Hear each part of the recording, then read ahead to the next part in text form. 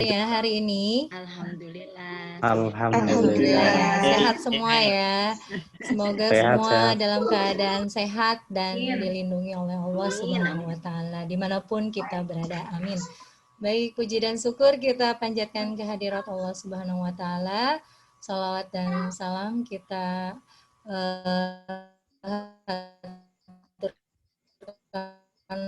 untuk Nabi, karena atas rahmat dan ridhonya kita dapat berkumpul di sini dalam kesempatan yang berbahagia bersama. Di sini kita akan belajar dengan pemateri kita. Insya Allah semoga apa yang Bapak Ibu guru investasikan kali ini, dari waktunya, dari pikirannya, tenaganya, semuanya akan bermanfaat untuk Bapak Ibu sendiri, baik untuk Bapak Ibu sendiri ataupun untuk murid-murid kita. Baik, untuk saat ini kita akan belajar nih Bapak dan Ibu, sama-sama kita belajar. Kali ini kita akan belajar tentang RPP, membuat RPP Merdeka Belajar. Seperti kita ketahui, saat sekarang ini Menteri kita, Menteri Pendidikan Kebudayaan, Bapak Nadiem Makarim menggaungkan tentang Merdeka Belajar. Mungkin Bapak dan Ibu di sini sudah pernah mendengar tentang Merdeka Belajar ya. Kalau guru diskusi tematik pasti sudah tahu ya, sudah dengar setidaknya ya. Baik Bapak dan Ibu, itu adalah program yang dicanangkan oleh Kementerian Pendidikan yang dicanangkan oleh Bapak Nadiem Makarim, dan tentunya kita dalam hal ini RPP berkaitan juga dengan kegiatan atau bukan kegiatan, program Merdeka Belajar tersebut. Ada banyak kaitannya, sangat erat sekali, di mana RPP itu adalah satu pegangan kita untuk belajar, untuk mengajar, dan juga sebagai patokan ya, sebagai rel kita untuk agar sesuai dalam mengajar itu, sesuai dengan standar kompetensi ataupun dalam satu lagi Bapak dan Ibu, standar kompetensi dan indikator ya, sesuai dengan indikator juga ya. Nah, seperti itu. Jadi saat ini kita berbahagia sekali dan sangat beruntung sekali hadir di sini karena kita akan langsung mendengar dari narasumbernya, yaitu beliau Ibu Anissa Aryani. Beliau jauh-jauh datang dari Banyuwangi, Jawa Timur untuk berbagi, untuk sharing dengan kita malam ini tentang bagaimana sih kita membuat RPP dalam pembelajaran Merdeka Belajar ini. Baik, Ibu Anissa Aryani ini beliau seorang guru di SMKN 1 Banyuwangi, Singosari ya Bu ya? Ya, Singosari, guru SMKN 1 Singosari. Adapun prestasi beliau yang pernah diraih adalah juara 2 lomba berkisah tingkat dewasa se-Jawa Timur dan guru pembina UNBK Iya Bu, betul ya Bu? Ya, ya beruntung sekali ya Bu, kami dapat langsung bertemu dengan Ibu untuk membahas tentang bagaimana sih membuat RPP Merdeka Belajar ini untuk panduan kita ke depan, kaitannya dengan program Merdeka Belajar. Baik, kepada Ibu Anissa Aryani, kami persilakan. Oke, terima kasih Bu Eka dari Depok. Assalamualaikum warahmatullahi wabarakatuh. Selamat malam semuanya, Bapak Ibu yang hadir di acara kita malam ini. Malam ini kita belajar bareng di sini. Saya tidak bermaksud untuk menggurui yang ada di sini, tapi kita saling belajar. Saya juga jadi murid untuk Bapak Ibu semuanya, dan Bapak Ibu jadi guru. Jadi semua murid, semua guru yang ada di sini. Saya ingin kita sama-sama belajar. Oke. Bapak Ibu mungkin ini datang dari luar kota semua ya, ada yang dari Depok, ada yang dari Malang, ada yang dari Jawa Timur, Jawa Tengah, mungkin Jawa Barat juga ada. Jadi di sini kita akan membahas materi tentang Merdeka Belajar. Oke.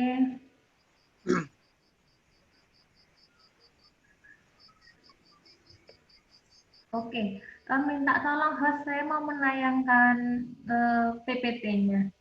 Oh iya, sudah Mbak, dicoba. Oke.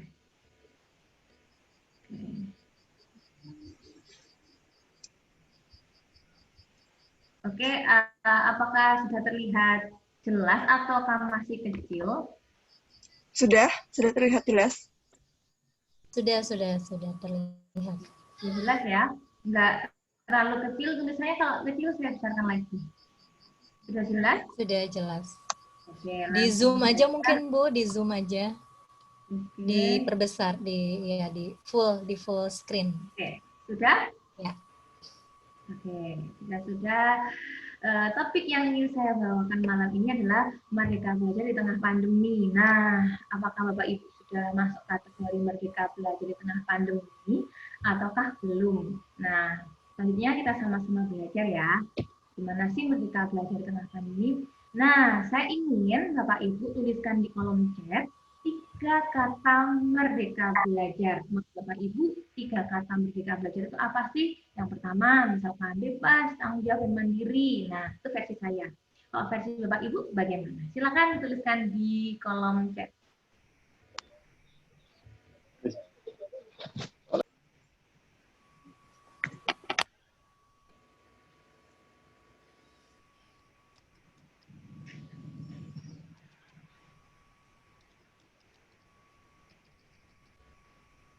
Oke, siswa aktif, siswa semangat, bebas, 3 kata ya. Bermakna menyenangkan, aktif. Oke, keren. Siswa semangat, bermakna kolaborasi, happy. Oke, Bulina dari Malang. Halo Bulina. Fatimah, siswa semangat. Oke, Bupat tadi. Oke, Pak Heri, bermakna menyenangkan dan aktif. Ya. Oke, selanjutnya silakan tuliskan yang belum menuliskan atau yang baru gabung, silakan tuliskan 3 kata Merdeka Belajar.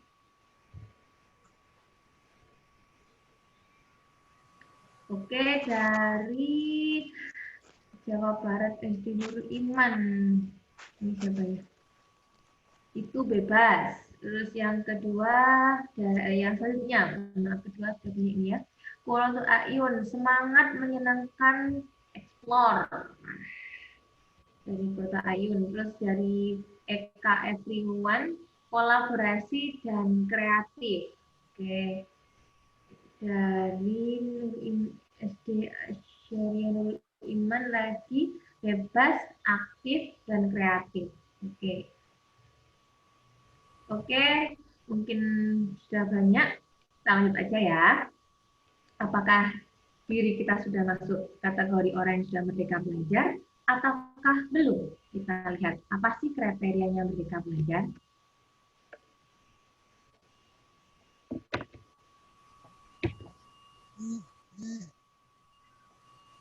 Nah, oke. Merdeka belajar itu yang pertama adalah bagaimana kita bisa berkomitmen pada tujuan. Tujuannya bukan jangka pendek ya Bapak Ibu, tapi tujuan jangka panjang. Tujuan jangka pendek mungkin kita bisa mudah sekali tersulut emosi. Karena apa? Nilai anak jadi acuannya. Kalau tujuan jangka panjang, proses yang didapatkan oleh anak itu kita nilai, wah anak itu ternyata tanggung jawab. Meskipun nilainya nggak sempurna, tapi kita yakin bahwa anak ini bisa. Proses menilai jangka panjang, tujuan jangka panjang ini sangat dibutuhkan kita baik sebagai seorang pendidik dan juga ibu atau orang tua, bapak ibu orang tua yang ada di rumah. Karena seringkali kalau kita patokannya hanya nilai, mungkin itu ada tujuan jangka pendek, mudah sekali kita tersulut emosi. Pada akhirnya kita mengatakan anak kita tidak pintar, seperti itu. Akhirnya anaknya merasa down, merasa cemas, oh kenapa nilai saya seperti ini. Nah, kita ingat pada tujuan jangka panjang. Terus yang kedua adalah menilai suatu kebutuhan. Nah, bagaimana cara merefleksikan diri dengan mengevaluasi diri sendiri terhadap kelebihan, batasan, serta paham terhadap hal yang perlu ditingkatkan. Bagaimana melakukannya dan bagaimana menilai suatu tujuan. Wah, kira-kira saya masih belum bisa bagian ini ya. Oh iya, kemarin saya belum bisa bagian ini ya. Oh, kemarin saya sudah bisa bagian ini. Nah, itu penting loh kita lakukan sebagai guru. Oh iya, Apalagi saya, meskipun kategori saya masih belum banyak pengalamannya, tapi saya juga masih banyak belajar. Karena apa? Zaman sekarang yang canggih ini, anak-anak teknologinya yang paling cerdas kan anak-anak akhirnya. Jadinya saya juga butuh belajar dan menilai diri saya sendiri. Apa yang kurang dalam diri saya dan apa batasan diri saya agar saya bisa lebih maju selangkah lagi. Seperti itu. Terus yang ketiga adalah bagaimana menumbuhkan kemandirian. Nah, ini berhubungan dengan asesmen nanti yang akan saya bahas. Karena tujuan jangka panjang itu berhubungan dengan menumbuhkan kemandirian. Karena apa? Baik-baiknya manusia adalah orang yang mampu menilai dirinya sendiri. Orang yang mampu mengintrospeksi dirinya sendiri. Nah, oleh karena itu kemandirian ini dibutuhkan.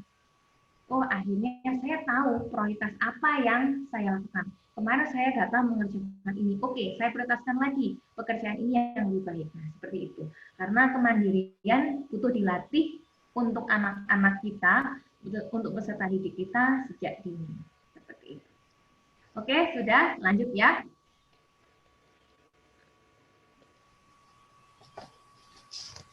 Nah, Bapak Ibu, di sini siapa yang mulai merasa, saya mulai resah nih tengah pandemi ini. Oh iya, saya juga resah, apalagi dimulai bulan Maret ya, Februari kalau nggak Maret kita sudah WFH atau BDR, belajar di rumah, itu dimulai bulan Maret. Nah, gimana ya rasanya? Apakah punya keresahan yang sama yang seperti saya alami? Coba Bapak Ibu ceritakan sih, bagaimana sih keresahan Bapak Ibu yang dialami ketika pandemi ini terjadi? Silakan dituliskan di kolom chat. Ya, silakan Bapak Ibu isi di kolom chat.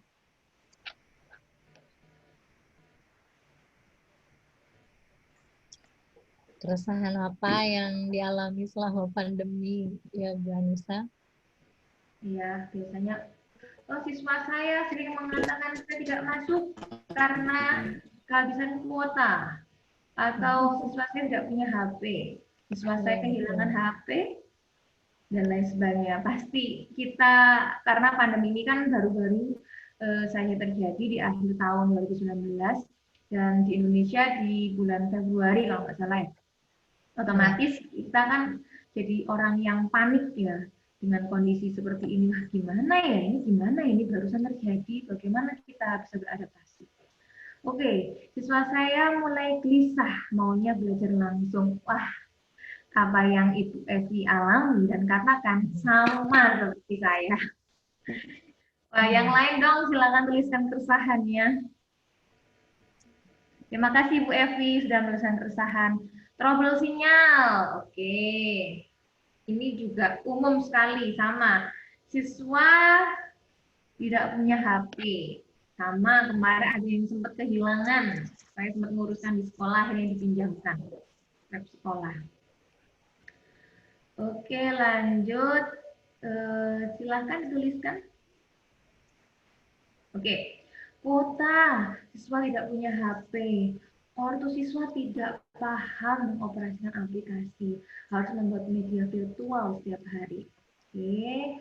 Terus Ibu Lina, guru dan murid semakin sulit berkomunikasi. Sehingga kedekatan kami juga terkendala jarak dan waktu. Wah. Laptop trouble, audio hilang di tengah-tengah. Wah, persis ini. Hampir saat ini dialami ya, apalagi saya ya. Iya, Wah, betul. Ibu ternyata mewakili keresahan yang saya alami. Wah, orang tua banget ya, Bu. Mas aplikasi Classroom. Oke, sudah Iya. dicetak belajar tapi Pak, ada yang berasa sedang di luar. Oke, orang tua mengeluh anak-anak nggak serius belajar di rumah. Padahal kalau dilihat video yang orang tua jadi guru, anak-anak lebih takut sama orang tuanya jadi guru ketimbang gurunya di sekolah. Oke, cukup ya. Kita lanjut. Oke. Nah, kita gimana sih solusinya di tengah PJJ ini? Apakah Bapak Ibu pernah menerapkan dengan strategi 5M? Nah, strategi 5M ini digagas oleh Kampus Guru Cikal dan sudah saya lakukan di kelas. Nah, gimana penerapannya? Dan strategi 5M ini apa sih dasarnya? Yang pertama adalah memanusiakan hubungan. Nah, memanusiakan hubungan ini berhubungan dengan analisis kebutuhan untuk membangun kesepakatan antara orang tua dan anak yang ada di rumah. Seringkali guru masuk di awal pembelajaran belum sempat untuk mengasih kebutuhan, langsung saja, yuk perkenalkan, nama saya Ibu Anissa, saya mengajar bahasa Indonesia di kelas ini, silakan kalian kerjakan tugas ini. Kita nggak tahu profil siswa seperti apa, apakah siswa di rumah itu terkendala masalah biaya, kita juga nggak tahu profil siswa di rumah seperti apa, kita nggak tahu apakah HP-nya itu memorinya terbatas ataukah tidak. Nah, untuk mengatasinya bagaimana? Kita harus melakukan analisis kebutuhan. Karena analisis kebutuhan ini sangatlah penting. Kita harus tahu ketika kita mau membeli suatu barang, kita harus tahu casingnya seperti apa, barangnya seperti apa. Kita nggak mungkin membeli kucing dalam karung. Suaranya kucing, ternyata dalamnya bukan kucing. Nah, itu kan jadi masalah ya untuk kita semuanya. Ngomongnya miau, miau, ternyata bukan kucing. Nah, kan kecewa si pembeli. Jadi kita harus tahu dalamnya seperti apa, luarnya seperti apa. Jadi untuk komunikasi ini, saya menggunakan Google Form untuk analisis diagnostik di awal pembelajaran, seperti itu. Terus yang kedua adalah memahami konsep. Nah, memahami konsep ini seperti apa sih? Jadi satu kegiatan ini bisa mencakup beberapa pelajaran. Nah, guru-guru yang SD bisa kolaborasi dengan guru mapel yang lain. Kalau saya kolaborasinya dengan guru jurusan, bisa jadi materi di jurusan mirip dengan apa yang saya bawakan materinya di kelas. Ternyata iya. Terus saya komunikasikan, oke, untuk materi ini nilainya kita bagi. Saya yang bagian menilai isi paragraf, kalau beliau menilai masalah teknologinya. Nah, jadi kita bisa kolaborasi untuk masalah memahami konsep.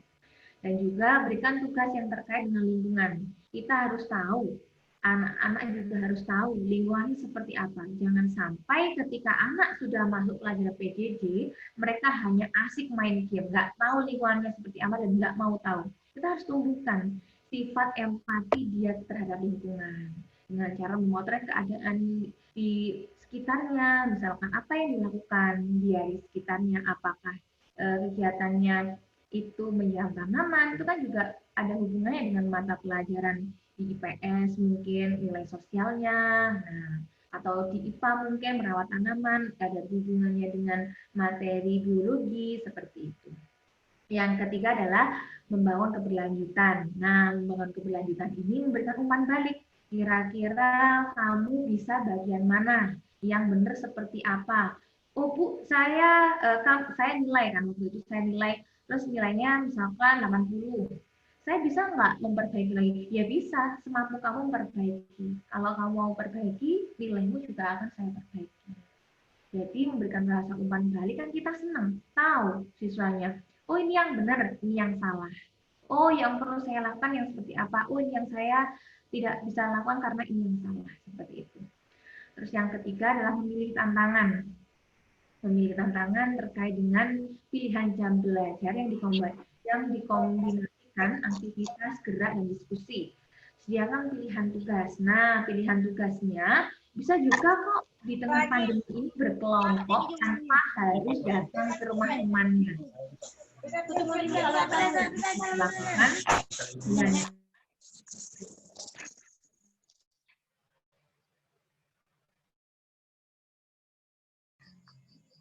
Mbak Nisa. Ya Bu Anissa di unmute Bu ya. Oke, sudah aman. Oke, tadi yang perlu saya jelaskan di memilih tantangan ya. Ya, tantangan. Ya, memilih tantangan. Ya, sediakan pilihan jam belajar. Kira-kira kamu jam sekian, posisimu di mana? Oh, posisi saya jaga warung, Bu. Oke, jaga warung. Jadi waktu ngasih materi, mungkin ngasih tugasnya jangan terlalu berat.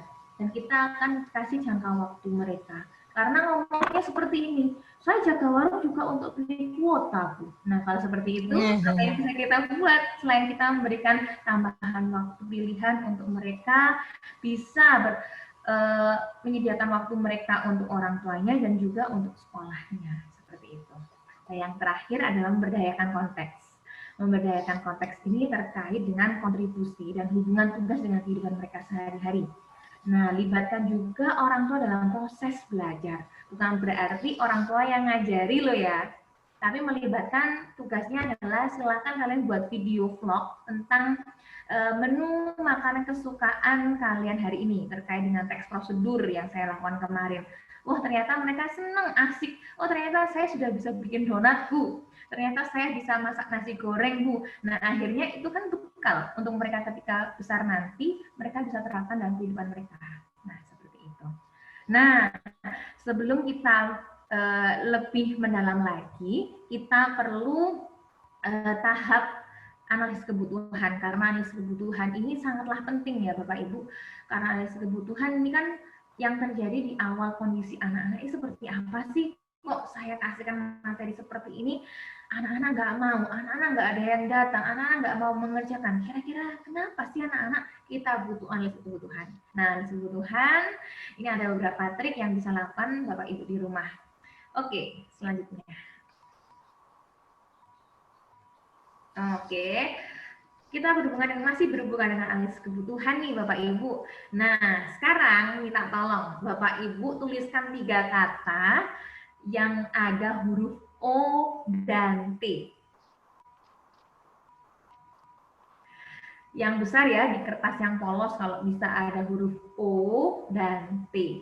Bebas, O kecil, O besar, O T kecil, T besar, bebas. Sesuai dengan kreativitas Bapak Ibu. Oke, misalkan nih, Otong makan lontong. Nah, ada huruf O dan T. Atau Pak Satpam, si botak atau si botak itu sudah ada huruf O dan T. Oke, seperti itu. Silakan Bapak Ibu tuliskan huruf O dan T. Kemudian kalau sudah, tayangkan, kameranya dihidupkan dan tayangkan dan tampilkan di Zoom agar saya bisa melihatnya.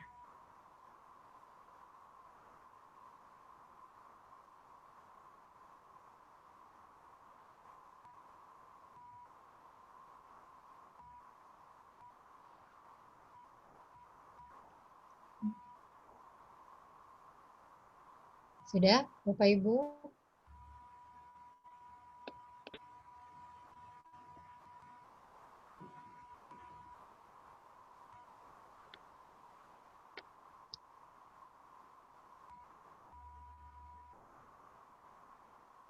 Boleh diketik tidak Bu Anissa? Kenapa? Boleh diketik tidak katanya dari Bu Nggak boleh, Evi? harus ditayangkan dulu. Oh, harus ditulis di kertas Bapak Ibu. Tulis yang besar. Saya juga suka gitu Bu di kelas. Kasih soal, misalnya pecahan, mereka tulis di kertas, ditayangkan di screen atau enggak di whiteboard-nya itu, screen sharing ya. Lebih seru.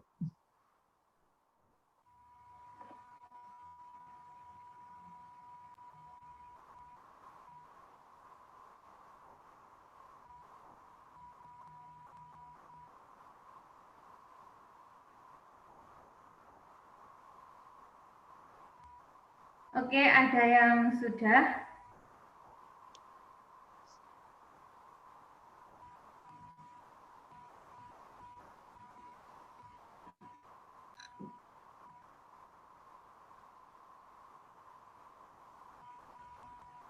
Jika sudah, bisa ditayangkan.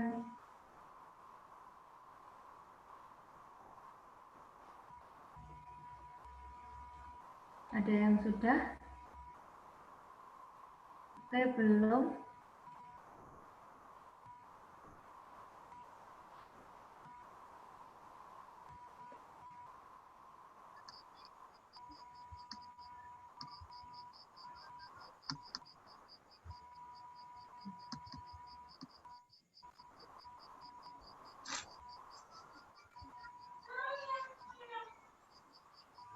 Oke, ada yang nulis Qurratul Ayun. Orang tua. Oke. Oke, yang lainnya terima kasih Qurratu Ayun. Bu Fat, mau nulis apa Bu Fat? Nggak kelihatan Bu Fat.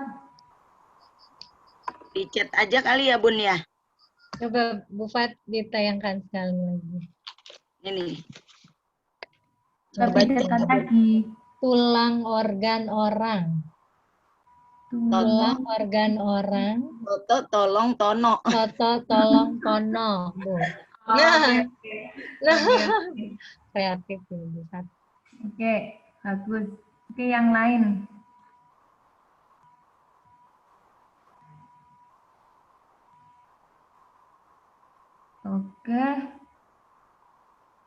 Oke, Bu Fat tadi ya yang sudah ya, sama Bu Qurratu Ayun kalau nggak salah ya.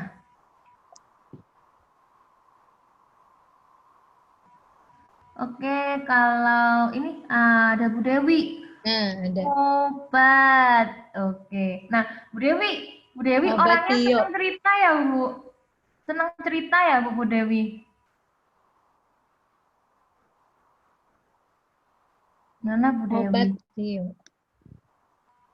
Bu Dewi, bisa di-unmute enggak? Oke, Iya, Bu, iya. Halo. Gimana Assalamualaikum. Bu Dewi? Salam kenal. Salam kenal. Kalau Bu Iya, Dewi iya. orangnya senang cerita. Benar-benar. Oke. Oke, kalau Bu Siti Fatimah, Bu Fat tadi itu apa? Rajin, lumayan rajin. Orangnya rajin. Lanjut. Oke, nggak ada ya. Lanjut aja ya. Kita lanjut aja. Oke, ini kita analisis bareng-bareng. Apa sih huruf O dan T tadi? Nah, ini analisis makna. Ini tentang grafologi ya Bapak Ibu. Mungkin bisa jadi ini apa? Ice breaking kalau kita ngajar di kelas, biar di kelas tuh nggak tegang-tegang. Nah, seperti ini. Kalau huruf T tegak lurus, ini juga jadi analisis kebutuhan siswa, tetapi butuh observasinya dan butuh wawancara lebih dalam lagi, karena ini kan cuma gambaran kasarnya untuk siswa di kelas, seperti itu. Kalau huruf T yang tegak lurus, biasanya bukan berarti benar loh ya. Biasanya rata-rata itu orangnya ambisius, optimis, dan punya harga diri yang tinggi. Kalau T di tengah itu percaya diri dan nyaman akan dirinya sendiri. Kalau T garis yang panjang, nah itu memiliki tekad yang kuat dan antusias. Namun juga orang yang keras kepala dan susah melepaskan satu hal. Terus kalau T-nya garisnya pendek, itu orang yang malas dan tidak memiliki tekad yang kuat. Biasanya kalau siswa saya T-nya itu pendek, terus nggak ada lekuannya, cuman jadi kayak salib gitu biasa, itu biasanya juga anaknya males biasanya. Terus kalau tulisannya agak berantakan, biasanya cenderung orang-orang kinestetik yang senengannya itu gerak, lebih banyak gerak ketimbang dikasih tugas itu diem. Jadi orang-orang kinestetik itu jangan mengharapkan tulisannya rapi ya Bapak Ibu. Biasanya kan tulisanmu kok kayak ceker ayam. Waduh, jangan seperti itu. Karena biasanya kalau ada anak seperti itu, kita tumbuhkan jiwa-jiwa kinestetiknya ketika belajar, mereka akan lebih cepat menyerap informasi. Misalkan belajarnya, silakan kamu wawancara, kamu jalan-jalan ke kantin, kamu dapatkan informasi dari ibu kantin seperti ini. Cepat itu Bu, karena anak kinestetik dia akan cepat menyerap informasi ketika dia bergerak. Nah, berarti tulisannya jelek terus dia nggak mau belajar, enggak. Dia ciri-ciri anak kinestetik seperti itu. Kalau tulisannya rapi tadi kayak Bu Fat, main rapi ya, itu biasanya cenderung anak orang visual. Dia seneng kalau packagingnya di kado itu kadonya itu rapi, kayak gitu, bagus rapi itu seneng. Nah, nggak tahu isinya apa, yang penting dari luarnya itu rapi, seperti itu. Misalnya tulisan orang-orang visual itu cenderung rapi, bagus kayak seperti itu. Oke, lanjut kita ke O. Kenapa tadi Ibu siapa tadi Bu Dewi ya? Itu kok suka cerita. Nah, ini tipe O yang tertutup itu adalah orang yang sangat tertutup dan jarang menunjukkan perasaan kepada orang lain. Biasanya jadinya orang introvert. Kalau yang O terbuka, yang seperti ini ada dibuka dikit, itu adalah orang yang banyak omong, sosialis, suka menunjukkan perasaan pada orang lain, sedikit sekali rahasianya. Dalam arti dia senang cerita, kalau dia ditanya pasti akan ceritanya banyak sekali, seperti itu. Pencerita yang ulung ya, cerita yang bagus ya, dia akan suka cerita. Kalau O-nya terbuka, bisa jadi dia akan cerita ke orang-orang tertentu. Kalau dia punya rahasia, wah aku akan cerita ke orang-orang tertentu saja, saya nggak mau ke orang yang lain. Nah, seperti itu.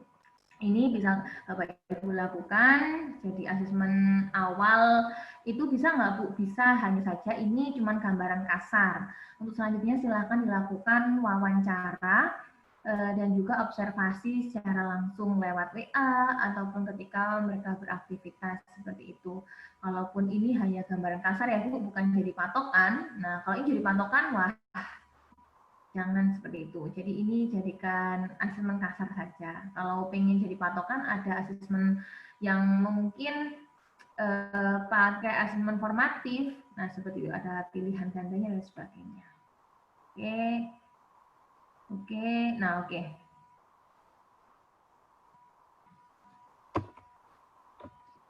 Oke.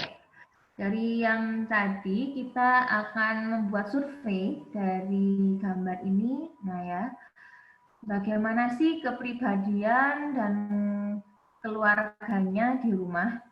Apakah karakter anaknya ini, itu kan dari tulisan tadi kita kan tahu anak-anak kinestetik, anak-anak yang visual dan audio itu kan juga punya pola gaya belajar sendiri. Biasanya bisa juga Bapak Ibu di awal pembelajaran ngasih Google Form yang isinya ceritakan, deskripsikan dirimu tuh seperti apa sih, kamu suka belajar tuh ketika bagaimana, oh dengerin musik Bu, sambil nonton TV, terus dengerin musik sambil nonton TV, sambil makan. Biasanya orang-orang yang sambil makan adalah orang-orang kinestetik, dan orang yang dengerin musik adalah orang-orang auditori. Kalau orang yang visual biasanya sambil lihat film, dia itu bisa konsentrasi loh Bapak Ibu. Saya juga bingung ya ngaturnya ya, sambil ada nonton film sebelahnya atau ada TV, meskipun dia nggak lihat, tapi dia bisa mengerjakan, nggak merasa terganggu seperti itu. Itu adalah tipe belajar orang visual, dan juga orang visual biasanya rapi sekali ya tulisannya tadi yang saya jelaskan. Terus itu terkait dengan kepribadian dan keluarganya, terkait dengan kondisi kepribadian, karakter, dan juga latar belakang keluarganya. Silakan kalian ceritakan latar belakang keluarga kalian, atau paling mudah kalau guru SD, silakan kalian gambar orang tua kalian. Setelah itu kalian beri penilaian.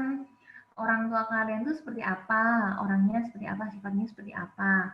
Dari sifat kedua orang tuanya kita bisa menilai loh Bapak Ibu, bahwasanya oh anak ini bisa jadi keras jika jika ayahnya punya sifat pemarah, punya sifat yang keras juga. Karena kemarin saya ngadepi anak yang kok bentar-bentar suaranya nadanya tinggi sebentak-bentak seperti itu. Saya panggil, saya duduk, kita diskusi.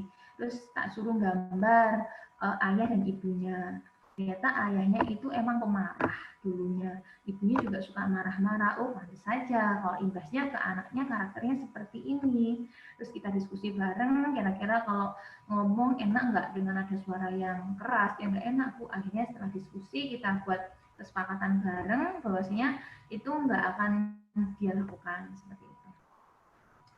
Oke, untuk kondisi keuangan juga penting Bapak Ibu. Kemarin juga terkait dengan kondisi keuangan, ada salah satu siswa saya yang ternyata pertama awal ngomongnya saya telepon itu tinggalnya di pondok. Ternyata ketika saya survei sendiri tinggalnya itu di panti asuhan. Dan apa yang terjadi beberapa hari kemudian katanya HP-nya hilang. Nah, ini juga serba repot, padahal HP juga salah satu informasi yang sumbernya itu didapatkan dari HP. Misalkan tugas dibagikan lewat HP dan sebagainya. Jadi sumber informasinya kan dari HP. Akhirnya saya coba nguruskan di sekolah, karena sekolah memberikan wewenang bagi siswa yang membutuhkan HP bisa pinjam di sekolah. Akhirnya saya uruskan di sekolah, akhirnya dapat peminjaman HP dari sekolah. Ini kondisi keuangan juga penting Bapak Ibu karena juga terkait dengan pulsa ya. Ini kemarin alhamdulillah di sekolah saya 2 bulan sekali untuk mencarikan pulsanya, tapi kadang udah beberapa yang mengeluh pulsa saya habis. Akhirnya saya kadang buat kuis, ayo kita kuis tebak-tebakan tentang IPA dan sebagainya. Yang bisa jawab tepat saya kasih hadiahnya pulsa, dan senang sekali mereka seperti itu. Tapi enggak setiap hari juga kuisnya, senggang-senggang dikasih minggu sekali seperti itu. Nah, waktu pembelajaran kita sepakati dengan orang tua, kita harus nge-share jadwal mapelnya itu dengan orang tua. Misalkan orang tua jadwalnya itu nggak kerja atau di rumahnya jam sekian dan sebagian, minta tolong anaknya dikondisikan. Terus setelah itu bisa juga kita share jadwal pelajarannya ke orang tua. Mulai hari Senin dan hari Jumat untuk yang full day, untuk yang nggak full day sampai hari Sabtu. Oke, nah lanjut ke cari cara. Cari cara ini gimana sih dari masalah-masalah yang dihadapi orang tua dan juga guru di tengah pandemi ini, kita sebagai guru harus cari cara. Wah, kondisinya siswa saya seperti ini. Kita cari cara gimana agar siswanya bisa belajar dan kita sebagai guru ngasih materinya juga nyaman, jadi sama-sama enak. Seperti itu. Yang terakhir adalah penilaian. Penilaian nanti akan saya jelaskan 3 kategori penilaiannya ya. Untuk selanjutnya kita akan membuat RPD Merdeka Belajar. Oke.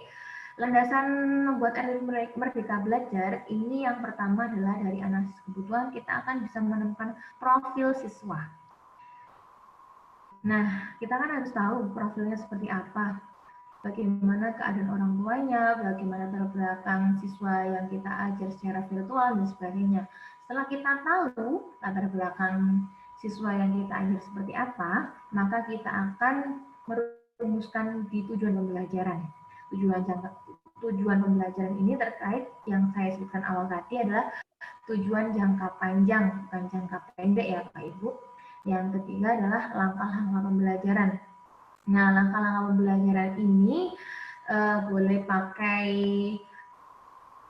model yang project based, discovery, 5M dan sebagainya yang pasti sesuai dengan analisis kebutuhan di awal oleh siswa dengan siswa tadi. Oke, yang terakhir adalah asesmen. Yang asesmen yang paling ditekankan ini ada 3, asesmen S, for, dan of. Seringkali guru-guru hanya mengandalkan asesmen of learning dalam arti hanya banyak ujian dan tugas, kita nggak tahu prosesnya seperti apa. Dan juga gurunya kita belum bisa menilai diri kita sendiri karena terlalu banyak kita mengandalkan ujian tulis, ujian lisan, dan sebagainya. Menganggap ujian tulis dan lisan itu jadi patokan, padahal yang kita butuhkan bukan hanya nilai akademik, tetapi juga masalah kemandirian sikap untuk siswa, agar siswa mampu menjadi orang yang berkarakter dan mampu menjawab tantangan zaman. Seperti itu. Oke, kita lanjut ke 3 jenis penilaian. Oke, apa sih asesmen S, for, dan of? Nah, asesmen S, learning, sebagai belajar, untuk for learning, untuk belajar, dan of, terhadap belajar. Nah, asesmen S, learning, ini penilaian dibuat untuk siswa, dan dibuat untuk siswa disertai dengan bimbingan guru dan orang tua. Penilaian ini disebut dengan penilaian diri. Jadi penilaian diri ini untuk menumbuhkan proses kemandirian pada anak.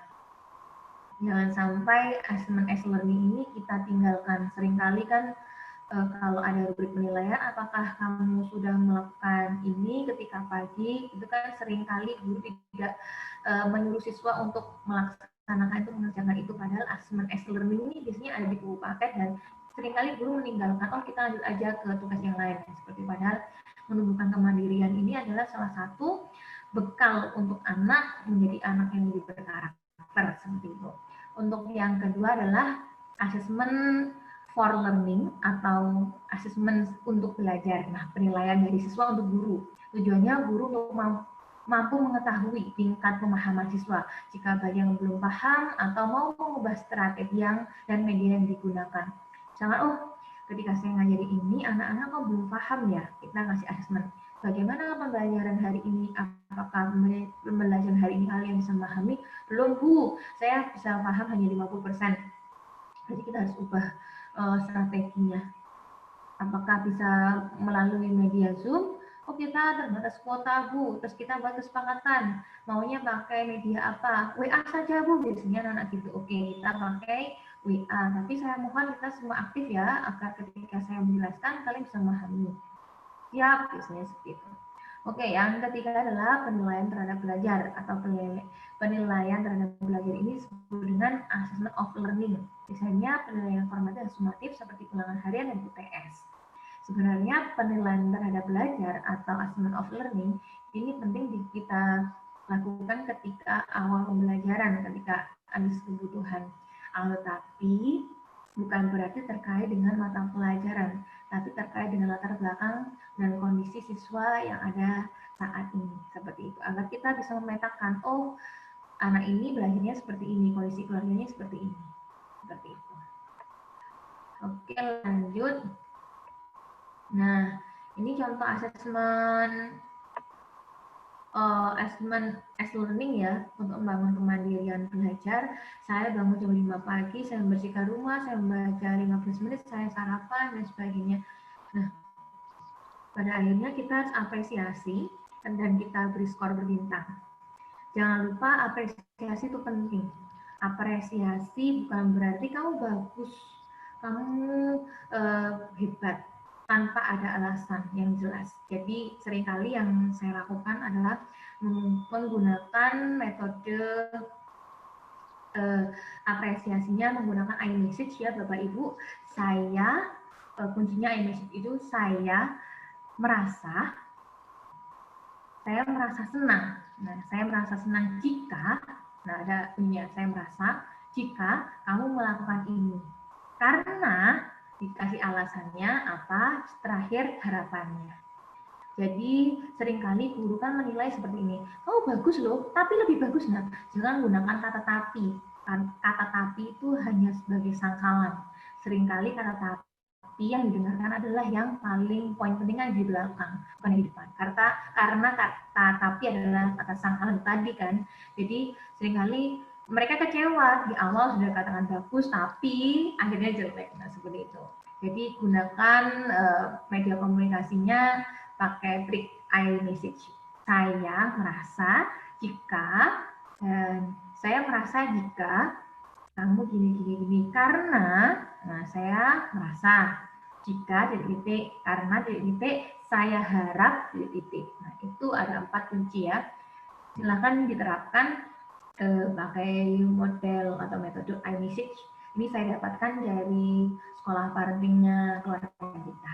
Silakan diterapkan Bapak Ibu, karena ini sangat penting sekali ketika kita komunikasi juga penting ya, apalagi ke anak-anak.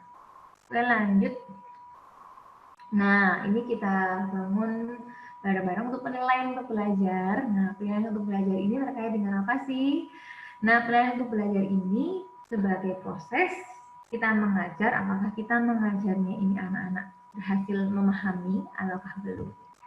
Nah, jangan lupa kita libatkan siswa setiap proses penilaiannya. Ini seringkali saya lakukan, meskipun lewat WA bisa nggak? Bisa. Kemarin ada salah satu teman saya, karena hadir kok, ada Bu Farah, halo Bu Farah, itu juga menggunakan asesmen untuk belajarnya, assessment for learning-nya, beliau menggunakan Google Form waktu itu. Kalau saya menggunakan WA.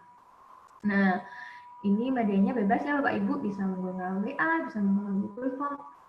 Yang pasti satu, kita bisa membuat kesepakatan ini bareng-bareng dengan siswa.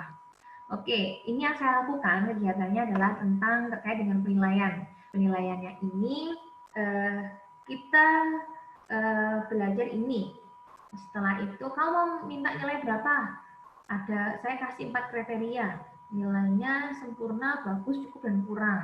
Kira-kira kamu mau minta berapa? Ya sempurna 100, Bu. Ada yang minta 99. Karena 1%-nya itu kesempurnaan hanya milik Allah semata. Katanya seperti itu. Namanya juga anak-anak ya. Terus akhirnya kita bersepakatan berapa sempurna? 100. Oke, 100. Kriterianya apa ya kalau mau nilai 100? Oh gini Bu, kalau mau nilai 100 ya harus lengkap strukturnya, harus fokus isinya dan sebagainya. Kita tulis ya di bagian struktur ya. Akhirnya mereka ngetik di WA. Setelah itu bahasanya bagaimana? Setelah struktur, oh ya sudah dipahami Bu. Terus kalimatnya tidak berbelit-belit, oke. Terus yang kedua apalagi? Ini Bu, nggak boleh nyentuh teman Bu sama pas. Itu berarti dia harus mengerjakan sendiri Bu. Oke, berarti harus mandiri ya, bertanggung jawab dan jujur saat mengerjakan. Oke, terus kita buat kriteria 3. Setelah itu dari nilai sempurna, nilai A ini kita buat kriteria. Biasanya boleh juga untuk nilai A, biasanya kalau di sekolah saya itu kan 91 sampai 100 kita buat rentangnya, atau kita buat patokan seperti ini juga bisa.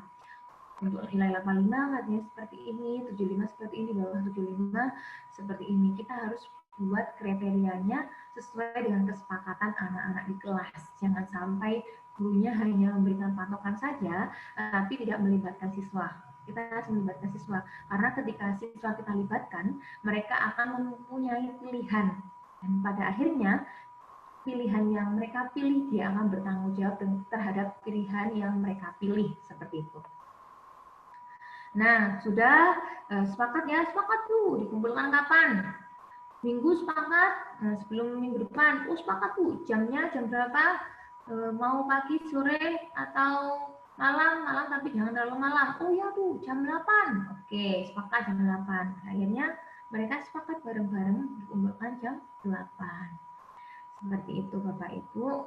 Oke, nah kesimpulannya bisa minta tolong Bapak Ibu tuliskan ya. Apa sih yang Bapak Ibu dapatkan dari materi malam hari ini yang saya sampaikan?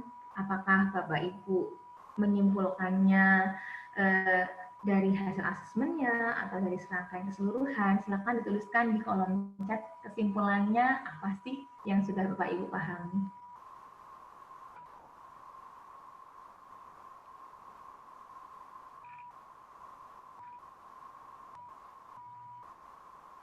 Silakan dituliskan di kolom chat kesimpulan yang sudah Bapak Ibu pahami terhadap materi yang saya berikan malam ini.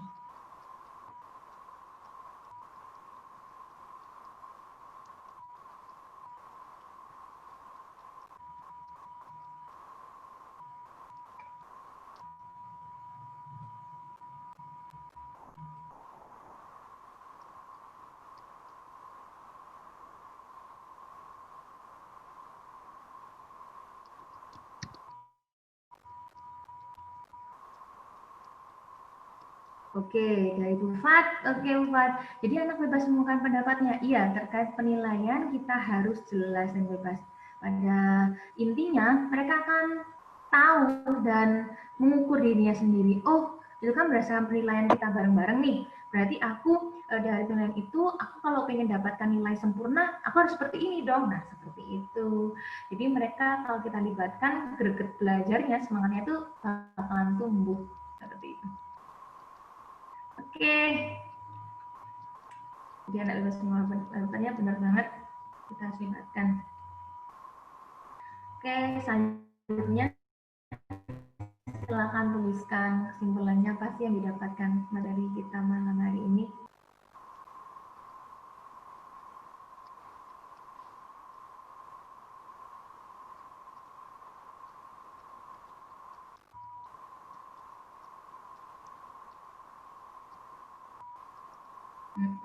Kita bisa menentukan nilai sendiri sesuai dengan kesepakatan.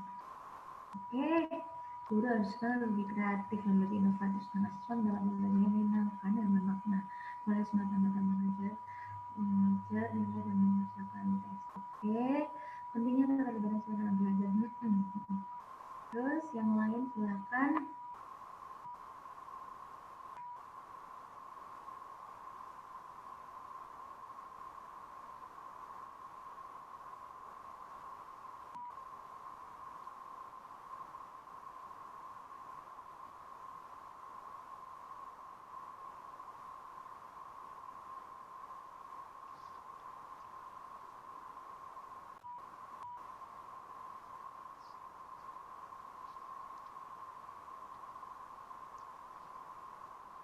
Oke. Oke, Bapak Ibu sambil menunggu satu.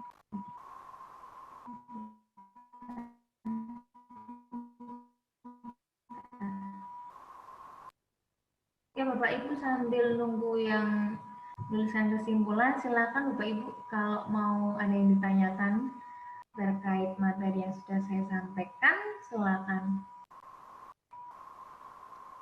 Ya, silakan kepada Bapak dan Ibu. Jika ada pertanyaan boleh ketik di live chat-nya. Ya. Ataupun langsung boleh ya Bu Anissa? Oh, boleh. Boleh. Silakan. Silakan. Bapak dan Ibu guru. Halo. Ya, Bu Fat. Ya. Iya, silakan Bu Fat. Silakan, halo. Ya, silakan. Bu Nisa, bisa nanti di-share materinya. Bagus Boleh. banget nih materinya, biar saya nggak lupa. Oh, boleh. Ya, jangan Iya, share. Bu Fat. Terima kasih. Oke, yang lain. Halo Bu, Halo, siapa? Siapa gerangan? Fasida. Oke, Bu Fasida, dari mana? Saya lagi di Finland Bu. Ya, jadi sangat menyenangkan sekali materinya. Jadi sudah kurang lebih 2 tahun saya nggak mengajar lagi, jadi kayak pas dengerin ini kayak benar-benar kayak kasih feedback yang sangat luar biasa, kayak kasih ilmu yang luar biasa tentang praktikalnya di kelas ya Bu. Karena selama pandemi ini saya nggak di Indonesia dan nggak mengajar. Jadi kayak benar-benar kayak Ibu nih memberikan kayak gambaran yang sangat luar biasa, apalagi tentang Merdeka Belajar. Ya. Yang ingin saya tanyakan Bu kayak gini ya, kayak untuk menyukseskan Merdeka Belajar ini kan dibutuhkan inisiatif dan komitmen dari guru secara pribadi. Iya. Sementara kita tahu nih kayak guru-guru kita kan nggak semuanya mampu untuk itu. Gitu. Dan juga kayak keadaan sekolah juga kadang tidak memungkinkan untuk melakukan kayak inisiatif untuk kayak mengembangkan diri seperti ini Bu. Kayak Merdeka Belajar itu sepertinya yang kayak seperti Ibu tadi paparin itu kayak memang butuh kayak kreativitas yang tinggi, guru harus berinovasi gitu. Juga butuh kolaborasi bersama sesama kolega. Artinya individu yang harus bergerak, tapi harus bergerak secara kolektif. Apa saran Ibu nih untuk para guru yang kebetulan, kayak misalkan saya guru di Papua, waktu itu kalau apa yang Ibu gambarin ini sangat sulit untuk diwujudkan gitu. Kalau cuma 1-2 orang itu kayak kita terkalahkan sama kayak lingkungan yang nggak mendukung. Ya, sarannya gimana nih Bu? Oke, terima kasih Bu Fasida. Apa yang Bu Fasida katakan sebenarnya juga saya alami. Saya juga bergerak di sekolah, pada dasarnya saya tidak ingin menonjol. Dalam arti, oh saya sudah loh menerapkan Merdeka Belajar, oh saya sudah seperti enggak. Tapi saya lebih banyak melibatkan fakta-fakta yang nyata yang terjadi di lapangan. Saat guru mencibir saya lebih akan memberikan bukti kepada guru-guru itu. Kalau ada yang guru senang dengan metode saya ajak kolaborasi. Bukan berarti kalau nggak suka, oh ya sudah nggak suka dan sebagainya.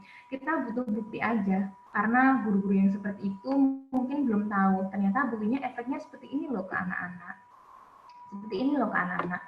Nah, jadi ketika saya sudah bergerilya seperti itu, apakah di BIRA itu tidak ada?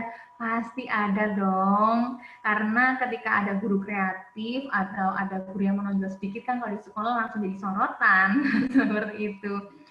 Itu saya alami, iya saya alami. Tetapi untungnya kalau di sana, kalau dengan guru-guru muda dan guru-guru tua itu kalau yang sudah sepemikiran yang kreatifnya, kita saling diskusi pada dasarnya. Iya loh, saya punya anak siswa yang seperti ini loh. Iya loh, saya punya siswa seperti ini. Terus gimana? Oh, sudah saya terapkan seperti ini.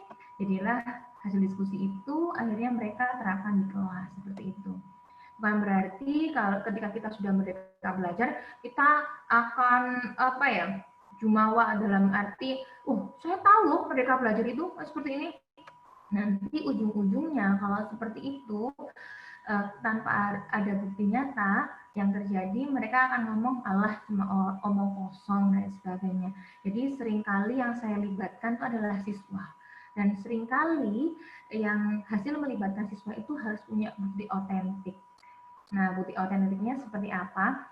Setiap kali remedi yang saya lakukan di SMK, saya tahu kondisi anak SMK itu seperti apa. Saya nggak pernah ngasih remedi itu tugas lagi, karena saya tahu pasti kalau tugas mereka nggak belajar. Dan yang kedua, mereka kalaupun belajar, mereka lebih memprioritaskan mata pelajar produktif. Ya sudah, yang nilainya seperti kalau kurang, silakan kalian buat buku. Cari kosakata, segini. Nah, kosakatanya nanti dikumpulkan jadi satu dalam bentuk buku. Kita bagi kosakatanya, misalkan nominal, verba, dan sebagainya. Nah, bukunya ini nanti sebagai apa? Sebagai buku literasi untuk diberikan di perpustakaan. Otomatis sebenarnya mereka remedi itu kan pasti malu kan, wah nilai saya buruk. Malah nggak malu dan mereka merasa, saya punya karya ya. Seperti itu. Mereka malah bangga, padahal mereka itu remedi. Jadi kita harus pupukkan minat belajar siswa, jangan sampai minat belajarnya setelah mereka merasa remedi terus merasa drop, wah aku kok remedi sih, padahal kan sudah belajar. Ini sudah dikasih tugas, yang pasti dia bisa berkarya. Seperti itu. Dari karya-karya nyata itu akan jadi inspirasi bagi guru-guru yang lain untuk bisa menerapkan di kelasnya. Jadi seperti itu, Ibu. Kita harus memberikan kontribusinya secara nyata. Apapun cibiran dari orang-orang itu, mereka hanya butuh bukti nyata yang sudah kita lakukan. Seperti itu, Bu Fasidah. Menarik banget, Bu. Ya, artinya Ibu ini kayak bergerak sendiri ya? Bukan kayak... Saya bergeraknya dengan siswa. Ya, maksudnya inisiatif pribadi, bukan dari sekolah yang menyarankan. Karena saya sama sekali nggak ada kayak gambaran apapun yang terjadi di lapangan, nih, Bu. Ya, kayak oh memang benar-benar kayak Merdeka Belajar ini kayak inisiatif dari individu yang melibatkan siswa. Kalau dukungan dari sekolah sendiri gimana, Bu?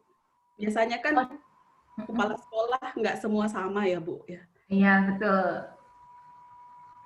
Kalau dukungan dari sekolah, seringkali itu tadi, saya akan memberikan bukti nyata, misalkan kalau ada anak ikut lomba, saya arahkan sampai akhirnya mereka bisa memenangkan lomba. Pada akhirnya saya kayak dipercaya seperti itu.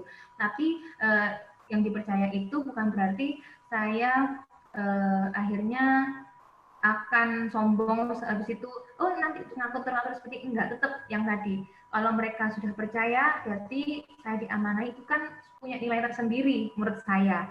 Dari kepercayaan itu akan saya gunakan baik untuk menerapkan praktek baik di kelas.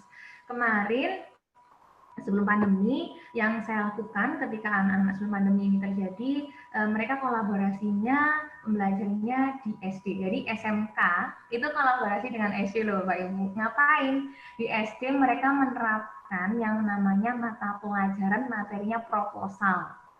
Nah, proposal itu saya nggak mau hanya tulisan, harus diterapkan. Jadi benar-benar di SD itu anak-anak presentasi membuat kemarin itu brownies dari kulit kelengkeng, terus habis itu cookies dari kulit buah naga, terus habis itu ada brownies dari biji salak. Nah, itu mereka presentasikan di sekolah SD dan di sekolah SMP. Apa yang terjadi? Kepala sekolahnya senang ketika ada kolaborasi antara sekolah jenjang SMK dan juga SMP, jenjang SMK dan juga SD, seperti itu. Dan kepala sekolahnya ketika anak-anak maju minta dana, pertama ada yang ditolak dan sebagainya, akhirnya kepala sekolah ketika siswa saya maju langsung ke kepala sekolah, langsung ngomong gini, sudah minta aja ke bendahara biar sekolah yang ngasih, nggak usah minta sponsor. Alhamdulillah, disitulah bentuk dukungan menurut saya ketika aksi nyata itu terjadi.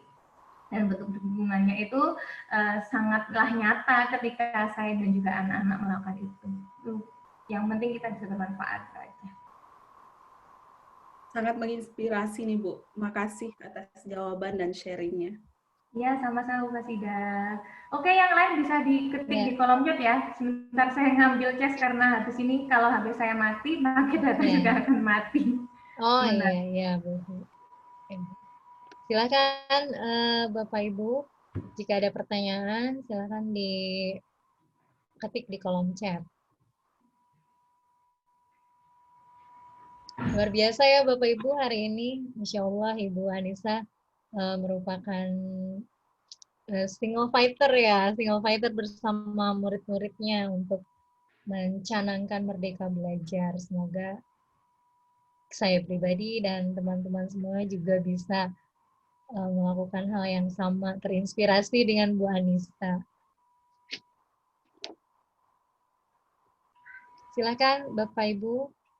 Nggak apa-apa sambil ngobrol ya Bu ya. Iya, boleh, silakan.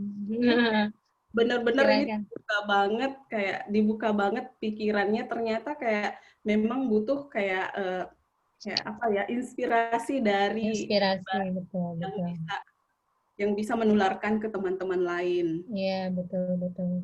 Perlu ini ya Bu, perlu tekad juga ya. Tekad tadi Ibu bilang komitmen ya. Ya benar. Komitmen yang tinggi walaupun tanpa modal sekalipun, ibaratnya modal komitmen seperti itu. Ini benar-benar baru banget bagi saya Bu, kayak kirain tuh karena saya dulu di Papua waktu itu. Jadi kayak benar-benar baru kirain orang-orang yang berada di kayak daerah-daerah Jawa gitu, kayak mereka tuh dikasih kesempatan yang luas untuk berkreasi dan semacamnya. Ternyata dari sharing dari Ibu apa tadi? Bu Anissa itu kayak benar-benar memang kayak inisiatif pribadi yang memang komitmen untuk kayak menginspirasi anak-anaknya, dan hebat banget. Mudah-mudahan kayak makin banyak yang mengikuti jejak Ibu Anissa. Amin, semoga bermanfaat. Oh ya, ini tadi ini buku karya-karya siswa saya. Ini buku judulnya Nanik Manis, yang dimana anak-anak ke sekolah SD bareng-bareng. Mereka mempresentasikan karyanya. Mereka buat media pembelajaran. Ini ada fotonya nggak ya? Fotonya nggak ada. Ini ada. Mereka membuat media pembelajaran. Pada akhirnya media pembelajaran mereka buat diberikan ke guru SD. Media pembelajaran yang mereka buat misalkan gerhana. Jadi anak SMK itu buat medianya, terus mereka presentasikan ke anak-anak SD. Setelah itu dari hasil presentasi singkat tadi mereka memberikan medianya itu ke gurunya. Jadi guru dapat poin plus.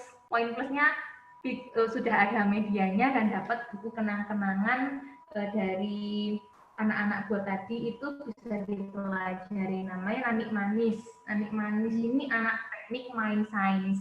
Karena materi saya biasanya saya libatkan di jurusan mereka, karena saya tahu dan mereka itu sebenarnya mampu kok di bidang mereka. Sehingga bagaimana kalau bahasa Indonesia ini dikolaborasikan dengan materi lain, apalagi tentang sains. Mereka senang banget, apalagi kalau anak teknik seperti itu. Kalau ini biasanya puisi dalam kata, ini salah satu buku anak-anak. Kalau di kelas 10 itu yang saya libatkan anak-anaknya itu, kita bareng-bareng ke tempat panti asuhan dan sebagainya untuk mengasah empati anak-anak. Untuk mengasah empati mereka saya libatkan proyeknya bareng-bareng di kelas, mereka ngisi kegiatan, ngasih kue dan sebagainya. Setelah itu dari perasaan yang mereka alami, dan ketika mereka ketemu dengan orang difabel, ketemu dengan anak yatim, gimana sih perasaannya, mereka tuangkan dalam bentuk puisi. Ini salah satu karya mereka. Luar biasa ya Bu. Masih banyak sih karyanya. Masih banyak karyanya. Keren.